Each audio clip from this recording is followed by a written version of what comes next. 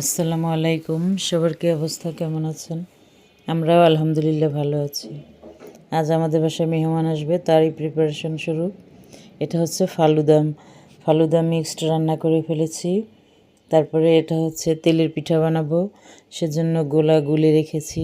এটা উপরে নারকেল দিয়ে রেখেছি, যখন ভাজবো তখন নারকেলটা এটার সঙ্গে মিশিয়ে দিব। তো একটু তাড়াতাড়ি রান্না শুরু করেছি, যাতে তাড়াতাড়ি রান্না শেষ করে গল্প টল্প করতে পারি ওদের সঙ্গে। আজকে আসবে আমার বিশেষ মেহমান। আসলে ওরা মেহমান না, ওরা আমার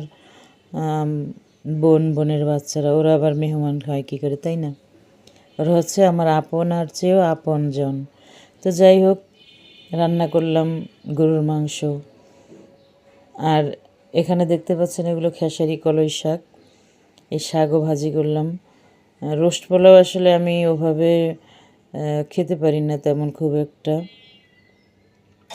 তো সেই জন্য রোস্ট পোলাও করার সাথে সাথে আমি এই শাক ভাজি করেছি। আর হচ্ছে মাটির নিচের যে আলু, গোজা আলু বলি আমরা, গোজা আলু আর মাছ দিয়ে ঝোল রান্না করেছি।